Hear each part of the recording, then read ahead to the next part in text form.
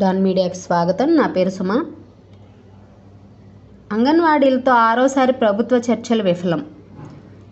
అంగన్వాడీ నాయకులతో చర్చించిన మంత్రి బొత్స సత్యనారాయణ, ప్రభుత్వ సలహాదారు సజ్జల రామకృష్ణారెడ్డి ప్రభుత్వ వైఖరిని నిరసిస్తూ జగనన్నకు చెబుదాం అనే పేరుతో ఇంటింటికి వెళ్లి 1 కోటి మంది సంతకాలు సేకరిస్తామని అంగన్వాడీ కార్యకర్తలు అన్నారు.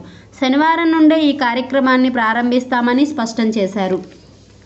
ఎస్మా జీవో పత్రాలను భోగిమంటలతో తగలేస్తామని స్పష్టం చేశారు. సంక్రాంతిలోపు వేతనాల పెంపుపై ప్రభుత్వం నిర్దిష్టమైన హామీ ఇవ్వకపోతే పండుగ తర్వాత నిరవధిక దీక్షలకు దిగుతామని హెచ్చరించారు.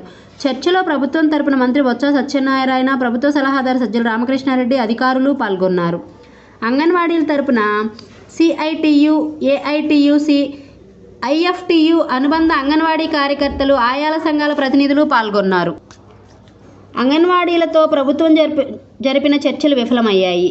ఏప్రిల్, మేలో జీతాలు పెంచుతామని ప్రభుత్వం చెప్పింది. అయితే అదే విషయాన్ని లిఖితపూర్వకంగా హామీ ఇవ్వాలని అంగన్వాడీలు పట్టుబట్టారు. అలా చేస్తేనే సమ్మె విరమిస్తామని తేల్చి చెప్పారు. కానీ అందుకు ప్రభుత్వం ససేమిరా అన్నట్లు తెలుస్తోంది. దీంతో అంగన్వాడీల సమ్మె కొనసాగుతోంది. తాడేపల్లిగూడెం 33వ వార్డు గొల్లగూడెం సెంటర్లో ఉన్న అంగన్వాడీ కేంద్రంలో అంగన్వాడీ టీచర్ దుర్గా, హెల్పర్ రామతులసి వారి హక్కులకై గత కొన్ని రోజుల నుండి పోరాడుతున్న విషయం మనందరికీ విదితమే.